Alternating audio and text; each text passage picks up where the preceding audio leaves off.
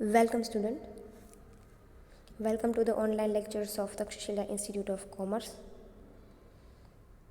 આજથી આપણે ફરી પાછા ઓનલાઈન લેક્ચર્સ છે એ સ્ટાર્ટ કર્યા છીએ. તો આજે આપણે તમારે આવતો કમ્પલસરી સબ્જેક્ટ બિઝનેસ ઇકોનોમિક્સ, જે સેમ 1માં તમે ભણતા હતા એ જ તમારે સેમ 2માં પણ કન્ટિન્યુઅસ થાય છે. તો સેમ 2માં બિઝનેસ ઇકોનોમિક્સનો સિલેબસ કેવો રહેશે એની આજે આપણે ચર્ચા કરવાના છીએ. તો ઓવરઓલ તમને બધાને ખ્યાલ છે એવી રીતે કે દરેક સેમેસ્ટરના દરેક સબ્જેક્ટમાં તમારે 4 યુનિટ છે જોવાના રહેશે. બિઝનેસ ઇકોનોમિક્સમાં પણ 4 યુનિટ છે. આજે આપણે 4 યુનિટના ડિટેલ સિલેબસની ચર્ચા છે એ કરવાના છીએ કે કયા કયા યુનિટમાં તમારે કેટલા અને કયા કયા ટોપિક છે. શરૂઆત કરીએ unit number 1 business economics. Unit number 1નું નામ છે રાષ્ટ્રીય આવકના ખ્યાલો. એક રીતે આપણે જોવા જઈએ તો સેમ 2નો સિલેબસ છે એ થોડોક લેન્ધી અને સેમ 1 કરતાં થોડોક હાર્ડ છે, થોડોક અઘરો છે. કારણ કે સેમ 2માં તમારે મોસ્ટલી બધા સિદ્ધાંતો વધારે જોવાના આવશે. અલગ અલગ અર્થશાસ્ત્રીઓએ આપેલા અલગ અલગ સિદ્ધાંતો વધારે છે એ તમારે આ સેમમાં જોવાના છે. તો યુનિટ નંબર 1થી સ્ટાર્ટ કરીએ. રાષ્ટ્રીય આવકનો ખ્યાલ. એની અંદર કયા કયા ટોપિક છે? તો કે પહેલો ટોપિક છે કાચી આંતરિક પેદાશ અને ચોખ્ખી સ્થાનિક પેદાશનો ખ્યાલ. રાષ્ટ્રીય આવકની ગણતરીમાં જેટલા ખ્યાલોનો આપણે ઉપયોગ કરતા હોઈએ એ બધા જ ખ્યાલોને તમારે અહીંયા ઇન ડિટેલ ભણવાના છે. કાચી આંતરિક પેદાશને આપણે ઇંગ્લિશમાં જીડીપી કહેતા હોઈએ અને ચોખ્ખી આંતરિક પેદાશને આપણે ઇંગ્લિશમાં એનડીપી, નેટ ડોમેસ્ટિક પ્રોડક્ટ તરીકે ઓળખવામાં આવે છે. તો એનો અર્થ શું થાય? એટલે કે કાચી આંતરિક પેદાશ છે એનો ઉપયોગ આપણે રાષ્ટ્રીય આવકની ગણતરીમાં કરીએ છીએ તો એનો અર્થ શું થાય? ચોખ્ખી સ્થાનિક પેદાશનો અર્થ શું થાય એ. બીજો ટોપિક રાષ્ટ્રીય આવકની ક્ષેત્રીય રચના, કાચી આંતરિક પેદાશના વલણો, સ્થિર ભાવે અને ચાલુ ભાવે. રાષ્ટ્રીય આવકની ક્ષેત્ર એટલે કે અલગ અલગ ક્ષેત્ર અને અલગ અલગ વર્ષમાં ભારતની રાષ્ટ્રીય આવક કેવી રહી, કેટલી રહી એ જોવાનું છે. અને એ માટે કાચી આંતરિક પેદાશના વલણો, તો કે રાષ્ટ્રીય આવકની ગણતરીનો સૌથી અગત્યનો જો કોઈ પણ ખ્યાલ હોય તો એ છે કાચી આંતરિક પેદાશ. તો આ કાચી આંતરિક પેદાશ છે એની રાષ્ટ્રીય આવકની ગણતરીમાં આપણે કેવી રીતે ઉપયોગ કરીએ છીએ અને એના અત્યારના વર્તમાનના જે આંકડાઓ હોય, ભારતની રાષ્ટ્રીય આવકના વર્તમાન સમયના જે આંકડાઓ હોય એ આંકડાઓ જોવાના છે. ત્રીજું, કુલ રાષ્ટ્રીય આવક અને ચોખ્ખી રાષ્ટ્રીય પેદાશનો ખ્યાલ. એટલે કે ભારતની કુલ રાષ્ટ્રીય આવક કેટલી છે, ભારતની ચોખ્ખી રાષ્ટ્રીય આવક કે ચોખ્ખી રાષ્ટ્રીય પેદાશ કેટલી છે એનો ખ્યાલ. પછી છે માથાદીઠ આવકનો ખ્યાલ અને વ્યક્તિગત આવકનો ખ્યાલ. માથાદીઠ આવક આપણને બધાને ખ્યાલ છે કે ભાઈ આપણા દેશની કુલ રાષ્ટ્રીય આવક ભાગ્યા કુલ વસ્તી કરીએ એટલે આપણને શું મળે? માથાદીઠ આવક મળે. માથાદીઠ આવક એટલે શું? તો કે ભાઈ આપણા દેશમાં વસતા દરેક વ્યક્તિની પર પર્સન કેટલી ઇન્કમ છે, એક વ્યક્તિ દીઠ આપણે કેટલી ઇન્કમ કરે છે એ ખ્યાલ છે માથાદીઠ આવકનો ખ્યાલ કહેવાય. તો માથાદીઠ આવક કોને કહેવાય એ અને વ્યક્તિગત આવક કોને કહેવાય એ રાષ્ટ્રીય આવકના ખ્યાલનો જ એક ભાગ છે જે તમારે જોવાનું છે. પછીનો ટોપિક છે રાષ્ટ્રીય આવકની પદ્ધતિઓ અને રાષ્ટ્રીય આવકની ગણતરીની સમસ્યાઓ. તો કે ભાઈ આપણે જે રાષ્ટ્રીય આવક ગણીએ છીએ એ રાષ્ટ્રીય આવક ગણવાની કેટલી પદ્ધતિઓ છે, કઈ પદ્ધતિઓ છે એ પદ્ધતિ અને એ પદ્ધતિમાં કેવા પ્રકારની મુશ્કેલીઓ આવે છે ગણતરી કરતી વખતે, રાષ્ટ્રીય આવકની ગણતરી કરતી વખતે કઈ બાબતોની સમસ્યાઓ છે એની ચર્ચા કરવાની છે. પછી છે આઝાદી પછી ભારતની કુલ આંતરિક પેદાશ અને માથાદીઠ આંતરિક પેદાશના વલણો. તો કે ભારત આઝાદી પહેલાં ભારતમાં કેવા પ્રકારની માથાદીઠ આવક હતી અને આઝાદી પછી ભારતની માથાદીઠ આવકમાં કેટલો સુધારો આવ્યો એના વલણો વિશે જોવાનું છે. તો ઓવરઓલ યુનિટ નંબર 1 છે એ તમારા શેના રિલેટેડ છે? તો કે ભાઈ આ યુનિટમાં તમારે આંકડાકીય માહિતી ખૂબ યાદ રાખવાની આવશે. કયા સાલમાં કેટલી આપણી રાષ્ટ્રીય આવક થઈ, કયા સાલમાં કેટલી જીડીપી હતું, કયા સાલમાં કેટલું એનડીપી હતું. તો મોસ્ટલી આ યુનિટમાં છે તમારે આંકડાકીય માહિતીઓ છે વધારે યાદ રાખવાની થશે. આ હતું યુનિટ નંબર 1 જે રાષ્ટ્રીય આવક અને એની સાથે જોડાયેલા અલગ અલગ ખ્યાલો છે એ તમારે જોવાના છે. યુનિટ નંબર 2 નાણું અને શાખ. યુનિટ નંબર 2નું નામ છે નાણું અને શાખ. તો સૌથી પહેલાં એનો ટૉપિક છે નાણું, અર્થ, માપદંડ, નાણાંની ઉત્ક્રાંતિ અને નાણાંના કાર્યો. તો કે ભારતમાં નાણું છે એનો અર્થ શું થાય, નાણાંની ઉત્ક્રાંતિ કેવી રીતે થઈ. તો આપણને બધાને ખ્યાલ છે પહેલાં આપણી પાસે જ્યારે દેશમાં કોઈ ચોક્કસ એવું કે કોઈ ચલણ નહોતું ત્યારે આપણે શું કરતા, તો કે ત્યારે આપણે એક વસ્તુના બદલામાં બીજી વસ્તુ ખરીદતા, એક્સચેન્જ કરતા. તો આ છે નાણાંની ઉત્ક્રાંતિ. નાણાંની ઉત્ક્રાંતિ કેવી રીતે થઈ એ અને નાણાંના કાર્યો છે એ કયા કયા છે. બીજું છે નાણાંની માંગ. નાણાંની માંગની અંદર તમારે અલગ અલગ અર્થશાસ્ત્રીઓએ નાણાંની માંગ અંગેનો જે ખ્યાલ આપ્યો હોય એ ખ્યાલ તમારે જોવાનો છે. એક તો અર્થશાસ્ત્રીઓના અભિગમો, કેમ્બ્રિજ અભિગમ અને કેઇન્સનો અભિગમ. તો કે ભાઈ જેમ આપણે માંગનો નિયમ પહેલા સેમિસ્ટરમાં ભણ્યા એમ નાણાંની માંગ માટે આ બે અભિગમો છે આપવામાં આવ્યા છે. એક કેમ્બ્રિજ અભિગમ છે અને એક કેઇન્સનો અભિગમ છે.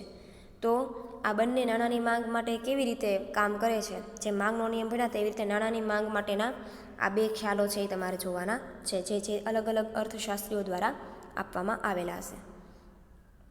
ત્રીજું છે નાણાંનો પુરવઠો. નાણાંના પુરવઠાનો અર્થ, ઘટકો, નિર્ણાયકો, રિઝર્વ બેંક કે નાણાંના પુરવઠાની આપેલી વ્યાખ્યા. હવે જેમ નાણાંની માંગ જોઈ એમ નાણાંના પુરવઠાનો પણ અર્થ જોવાનો છે. એના ઘટકો, તો કે નાણાંના પુરવઠાને નક્કી કરવા માટે કયા કયા ઘટકો છે એ જવાબદાર છે. એ નિર્ણાયકો, નાણાંની માંગ કેવી રીતે કે નાણાંનો પુરવઠો કેવી રીતે નક્કી કરવો એ નિર્ણાયકો. અને રિઝર્વ બેન્કે, આરબીઆઈ, રિઝર્વ બેન્કે જે નાણાં માટે વ્યાખ્યા આપી છે એ વ્યાખ્યા કેવી રીતની છે, કેવી વ્યાખ્યા આપી છે એ. અને ઉચ્ચ શક્તિવાળું નાણું. ઉચ્ચ શક્તિવાળું નાણું એ ટોપિક છે કે ભાઈ નાણાંના પુરવઠાની અંદર પણ અલગ અલગ વ્યાખ્યાઓ આપવામાં આવી હોય એવી રીતે ઉચ્ચ શક્તિવાળા નાણાંની વ્યાખ્યા શું છે. આ વાત થઈ નાણાંની પુરવઠા અંગેની. ત્રીજું છે નાણાંનું ધિરાણ. નાણાંના ધિરાણનો અર્થ અને પ્રકારો. નાણાંનું ધિરાણ એટલે શું, તો કે ભાઈ જ્યારે જેમ નાણાંનો અર્થ જોયો શરૂઆતમાં, સૌથી પહેલો ટોપિક યુનિટ નંબર 2નો નાણાંનો અર્થ જોયો, પછી નાણાંની માંગ વિશે જોયું, પછી નાણાંની પુરવઠા વિશે જોયું, એ પછી છે નાણાંનું ધિરાણ. તમારે જ્યારે કોઈને નાણાંનું ધિરાણ કરવાનું હોય, નાણાં આપવાના હોય, લોન ઉપર આપવાના હોય, શાખ ઉપર આપવાના હોય, તો એનો અર્થ શું થાય અને કઈ કઈ રીતે તમે નાણાંને શાખ ઉપર કે ધિરાણ છે એ કરી શકો છો. તો નાણાં ધિરાણના પ્રકારો. અને પછીનો લાસ્ટ ટોપિક છે નાણાં ધિરાણના સાધનો. તો કે ભાઈ આ બધા તમે થોડા ઘણા બધા રેટથી પરિચિત છો. રિઝર્વ બેન્ક ઓફ ઇન્ડિયાએ નાણાંના સાધનો, નાણાં ધિરાણના સાધનો, નાણું ધિરાણ ઉપર આપવું હોય, ઉધાર નાણું આપવું હોય, કોઈને લોન આપવી હોય તો એ માટે અલગ અલગ સાધનોનો ઉપયોગ કરવામાં આવે વ્યાજ નક્કી કરવા માટે. બરાબર, ધિરાણ પરનું વ્યાજ નક્કી કરવા માટે રિઝર્વ બેન્ક ઓફ ઇન્ડિયા છે અલગ અલગ ધિરાણના સાધનો છે એ આપણને આપે છે. જેમ કે bank rate, repo rate, reserve repo rate, CRR અને SLR. બરાબર, આ બધા અલગ અલગ રેટ છે, અલગ અલગ સાધનો છે નાણાંને ધિરાણ કરવા માટેના. એના વિશે તમારે છે એ જોવાનું છે. તો યુનિટ નંબર 2 જે છે એ આખું શેના સાથે રિલેટેડ છે, તો કે નાણાં સાથે. નાણાંની ઉત્ક્રાંતિથી લઈ અને નાણું ધિરાણ કરવાનું હોય, નાણું લોન ઉપર આપવાનું હોય ત્યાં સુધીના દરેક ખ્યાલનો અભ્યાસ તમારે યુનિટ નંબર 2માં કરવાનો છે. યુનિટ નંબર 3 કેઇન્સની થિયરી. આ યુનિટ આખું એવું યુનિટ છે કે આની અંદર તમારે બધા જ સિદ્ધાંતો જ ભણવાના છે. જે કેઇન્સે, અર્થશાસ્ત્રી કેઇન્સે જેટલા સિદ્ધાંતો આપ્યા છે શેના રિલેટેડ, તો કે રોજગારીના રિલેટેડ હોય, બજાર રિલેટેડ હોય, વપરાશ રિલેટેડ હોય, મૂડીરોકાણ રિલેટેડ હોય. આ બધા અલગ અલગ અર્થશાસ્ત્રી જે કેઇન્સ છે એણે આ બધા જ ખ્યાલો છે, સિદ્ધાંતો છે એ આપેલા છે, જેનું તમારે ઇન ડિટેલ યુનિટ નંબર 3માં છે જોવાનું છે. એક તો સેનો બજાર નિયમ. સે નામના અર્થશાસ્ત્રી છે, એણે કેઇન્સ સાથે મળી અને બજાર માટેનો એક નિયમ આપેલો છે જેને સેનો નિયમ તરીકે ઓળખવામાં આવે છે. સેનો નિયમ, પછી છે કેઇન્સની રોજગારીની થિયરી, કેઇન્સે આપેલી રોજગારી માટેની થિયરી એમ. વપરાશ વિધેય અને મૂડીરોકાણ વિધેય, અને મૂડીની સીમાંત કાર્યક્ષમતાનો સિદ્ધાંત અને મૂડીની સીમાંત કાર્યક્ષમતાને અસર કરતા પરિબળો. હવે આ યુનિટ એવું છે કે તેને તમે વધારે ડિટેલમાં જોશો ત્યારે તમને વધારે સમજાશે કે કયા કયા અર્થશાસ્ત્રીએ રોજગારી માટે કયો પ્રકારનો સિદ્ધાંત આપેલો છે, વપરાશ માટે કેવા પ્રકારનો સિદ્ધાંત આપેલો છે, મૂડીરોકાણ માટે કેવા પ્રકારનો સિદ્ધાંત આપેલો છે, મૂડીની સીમાંત કાર્યક્ષમતા માટે કેવો સિદ્ધાંત આપેલો છે. એ તમે ઇન ડિટેલ જ્યારે આપણે યુનિટ જોશું ત્યારે વધારે ચર્ચા કરીશું. પણ સામાન્ય રીતે યુનિટ નંબર 3માં તમારે અલગ અલગ કેઇન્સે આપેલી થિયરી, અર્થશાસ્ત્રની અલગ અલગ થિયરી વિશે સિદ્ધાંતો વિશે તમારે જોવાનું છે. વાત કરીએ યુનિટ નંબર 4ની. યુનિટ નંબર 4 છે વ્યાપાર ચક્ર અને ફુગાવો. તો વ્યાપાર ચક્ર અને ફુગાવો યુનિટ નંબર 4, એની અંદરના ટોપિક છે. પેલું છે વ્યાપાર ચક્રનો ખ્યાલ અને તબક્કાઓ. વ્યાપાર ચક્ર છે જેને ઇંગ્લિશમાં બિઝનેસ સાયકલ તરીકે ઓળખવામાં આવે. તો વ્યાપાર ચક્ર કોને કહેવાય? જેમ તમે વ્યાપાર ચક્રનો સામાન્ય અર્થ તમને કહું તો એમાં એવું હોય કે ધંધો શરૂ થાય ત્યારે એનો સૌથી પહેલો કેવો તબક્કો હોય, તો કે ભાઈ પહેલો છે એ ઇન્ટ્રોડક્શન સ્ટેજ હોય. પછી ધીમે ધીમે ધંધો છે એ ગ્રોથ કરે, પછી મેચ્યોરિટી આવે, પછી ડિક્લાઇન આવે. એવી રીતે આખી એક બિઝનેસ સાયકલ હોય. એ બિઝનેસ સાયકલ એટલે કે વ્યાપાર ચક્ર છે એનો ખ્યાલ અને એના મુખ્ય તબક્કાઓ છે એ તમારે જોવાના છે. બીજું વ્યાજ. વ્યાજ કોને કહેવાય? બરાબર, તમે એને હું આમ સરળતાથી સમજીએ છીએ કે વ્યાજ કોને કહેવાય, પણ અર્થશાસ્ત્રની દ્રષ્ટિએ વ્યાજ શું છે અને એ વ્યાજ માટે આપેલા સિદ્ધાંતો, જેમ કે પ્રશિષ્ટ અર્થશાસ્ત્રીએ આપેલો વ્યાજનો સિદ્ધાંત, નવા પ્રશિષ્ટ અર્થશાસ્ત્રીએ રજૂ કરેલો સિદ્ધાંત અને કેઇન્સે આપેલો વ્યાજનો સિદ્ધાંત.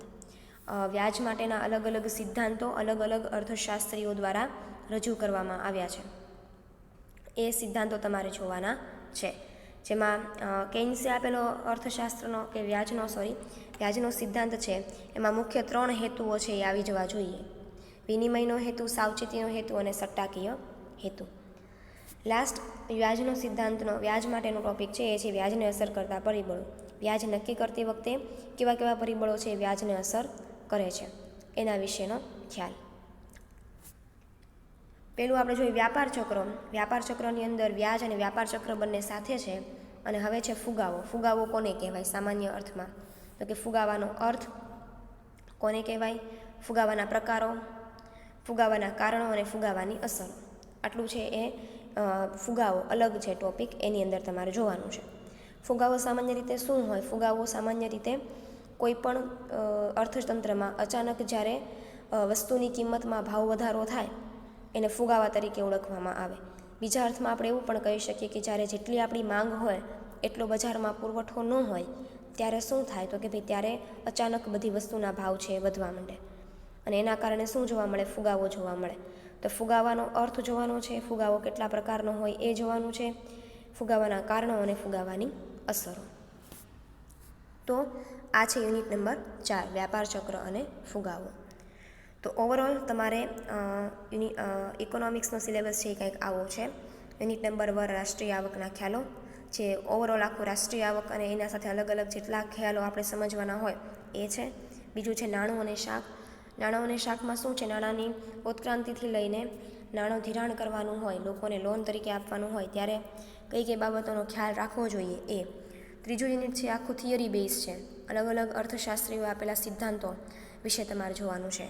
અને ચોથા યુનિટમાં પણ અમુક સિદ્ધાંતો છે, જ્યારે અમુક વસ્તુ છે એ સામાન્ય છે, જેમ કે વ્યાજને અસર કરતા પરિબળો અને ફુગાવાનો ટોપિક. બરાબર, તો આ છો બિઝનેસ ઇકોનોમિક્સનો સિલેબસ.